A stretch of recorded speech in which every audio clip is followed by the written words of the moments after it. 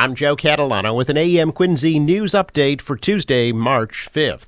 Massachusetts is one of 15 states that will vote today on Super Tuesday, and it could be a busy primary day. There are more than 4.9 million registered voters in Massachusetts, and more than 484,000 of them already voted. According to Secretary of State Bill Galvin's office, about 90% were by mail, and around 50,000 people voted early. He added that there are far more independent voters this election cycle than in previous years. Since the start of the year, Galvin said more than 13,000 Democrats have unenrolled from their party, which now allows them to cast their ballots as independents today. Republican Party enrollment is also down 4% from last year.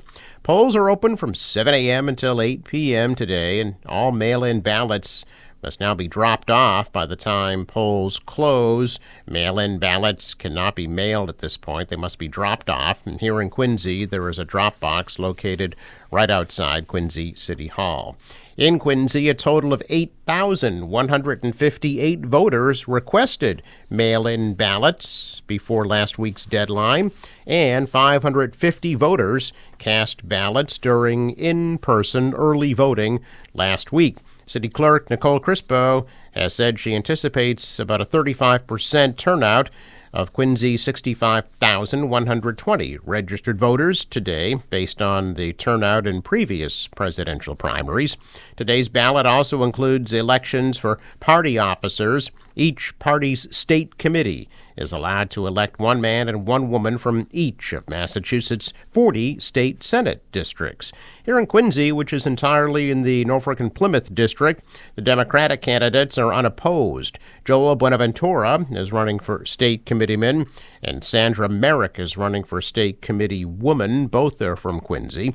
The Republican ballot includes a pair of contested races. Alexander Haggerty, an Abington selectman, is running against Gary Innes of Hanover for state committee man. And Quincy residents Edith Hughes and Beth Veneto are running against each other for state committee woman. No Libertarians are listed on the ballot in the committee races. The Democratic and Republican ballots also include races for local ward committees. Up to 35 candidates may be elected to each ward committee. Voters have the option of voting for the entire slate of candidates. The Quincy High School girls basketball team's season came to an end last night when the Presidents lost to Lexington 50-49. The Presidents had a 1-point lead with 2 minutes 30 seconds left in the game when Lexington regained the lead with 2:10 left. Leading to the final score, Quincy's Alyssa Hops had 20 points but missed a shot at the buzzer. Quincy had made it to the Sweet 16 in the Division I state tournament, and they end their season with an 18-4 record. The first 14 graduates of Quincy College's new Pathmaker program, funded by a $750,000 grant that prepares students for high-demand opportunities in Massachusetts' life sciences industry, were honored at ceremonies yesterday for successfully completing the intensive hands-on curriculum. The specialized Pathmaker classes consist of 14 hours of hands-on training twice a week for 8 weeks. Students also receive transportation reimbursement, an educational stipend, a laptop computer, and job placement assistance. Pathmaker graduates have already begun interviewing for positions in the state's biotech and biomanufacturing workforce. For the past 5 years, the graduation rate for both the associate's degree and certificate programs at Quincy College has been 97%, with a job placement rate for graduates of 99%. A staff member at Brockton High School was hurt yesterday while breaking up a fight between students. The school's been the subject of public debate in recent weeks. 4 school committee members asked for the Massachusetts National Guard to be brought in over safety concerns. The latest violent incident happened yesterday morning.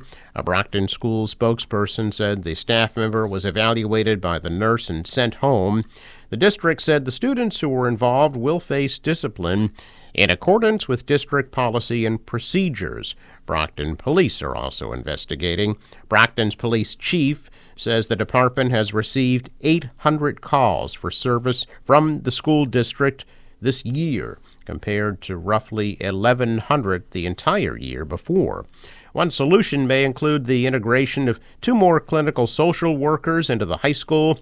Brockton Neighborhood Health Center Deputy CEO Maria Selly says that she has 2 ready to step in. 4 school committee members asked Governor Healy to use the National Guard to end chaos at the school. Healy declined, but provided the city with a grant in order to audit the current safety conditions. Missing Milton teenager Mimi Haria was found in Boston yesterday. After going missing over the weekend, it's still unknown what led to her disappearance. A security guard from one financial center saw her roaming the area and brought her in. She was last seen Saturday afternoon when she traveled from Kent's boarding school in Augusta, Maine to South Station. Her father said typically the bus drops the students off at South Station on Summer Street. On that day, he said the bus didn't come on Summer Street, and it was not communicated to that it was a new driver who went to the Peter Pan garage. Her family and friends were out yesterday putting up signs and photos of Mimi in the area.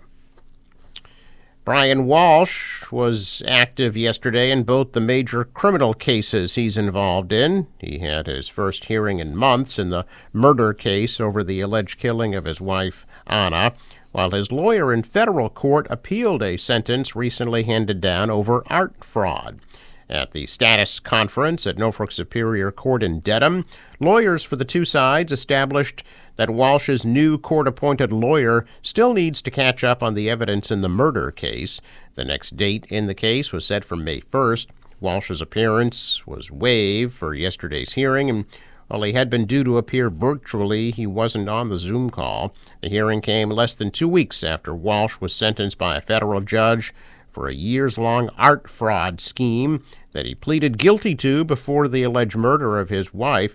He was sentenced to 37 months in prison for the art scheme, but also yesterday his lawyer in that case filed an appeal to that sentence. A bill to ban the use of pain-causing procedures on people with disabilities in Massachusetts has again died in committee. Supporters say the bill would have effectively banned the use of controversial electric skin shock devices at a Canton residential home for people with autism and severe intellectual disabilities. Currently, the Judge Rottenberg Educational Center is the only place in the country that administers the shocks. As of 2020, about 45 to 50 people were receiving shocks. The Joint Committee on Children, Families, and Persons with Disabilities sent the bill to study in February, effectively killing it this legislative session. Opponents include some former students and leading medical groups who say the devices are unnecessarily cruel and ineffective in the long term. A UN investigator has called their use torture. But Judge Rottenberg Center staff and some parents say the devices help stop aggressive and harmful behaviors. Last September, a state Supreme Court ruled in favor of continuing to allow the center to administer the shocks on new patients with court approval. The ruling said that the State Department of Developmental Services can contest individual decisions or await a potential legislative ban. Efforts to ban the devices have failed on Beacon Hill for years. Sponsor and State Rep Danielle Gregoire says she will continue pushing for the bill's passage. The Massachusetts Teachers Association wants the state to stop using the MCAS test as a graduation requirement. The union is pushing to get the matter before the voters. Some lawmakers do not want that to happen and are trying to find their own resolution first. A hearing was held yesterday on Beacon Hill about the MCAS. Currently, high school students are required to pass the standardized test before being allowed to graduate. Opponents say that's unfair to many students like English language learners. Opponents of dropping the requirement say it would lower education standards and make it harder for the state to support districts whose students are struggling academically. Massachusetts will receive $350 million in federal funding for the project to replace the Bourne and Sagamore bridges. Senator Elizabeth Warren, Senator Ed Markey, and Congressman Bill Keating announcing yesterday the federal money for the Cape Cod bridges was included in the fiscal year 2024 Energy and Water Development Appropriations Act, which was released yesterday by the Senate and House Appropriations Committee. The federal funding matches a request from President Biden in his budget to provide an initial investment of $350 million toward a total commitment of $600 million for the project. The $350 million investment builds on the $372 million grant that the U.S. Department of Transportation awarded the State Department of Transportation last December for the replacement of the bridges. Last August, Governor Healy announced her administration would take a phased approach to replacing the bridges. The administration plans to immediately start construction on a new Sagamore Bridge, while also laying the groundwork for a future replacement of the Bourne Bridge. The state also applied for another $1 billion for the Sagamore Bridge replacement project from the Bridge Investment Program's Large Bridge Project Program. Healy administration included $262 million toward replacing the bridges in its fiscal 24-28 capital investment plan, with the goal of ramping that up to $700 million in the long term. Both bridges opened to drivers in 1935 and are responsible for transporting hundreds of thousands of people on and off the Cape every year. According to the state, the Bourne and Sagamore bridges are functionally obsolete, and they no longer meet the needs of the traveling public. A check of business news this morning. Stocks retreated. The Dow was down 97. The Nasdaq fell 67, and the S&P lost 6. Shares are mixed in Asia. The dollar and the euro are down. Oil at $78 a barrel. Sports: Bruins beat Toronto 4-1, and they'll be taking on Edmonton at the Garden tonight at 7:30. Celtics are in Cleveland tonight at 7:30. Forecast from the National Weather Service. Rain today, mist and drizzle, and a high 46 degrees. For tonight, showers, low 37. Tomorrow, rain in the afternoon. It'll be mild at the high of 60 degrees. Windy and rainy on Thursday, the high of 48. Partly cloudy Friday and a high 49. For the boater, waves about 2 feet, wind out of the east, 5 to 10 knots. Next high tide not till 7 p.m.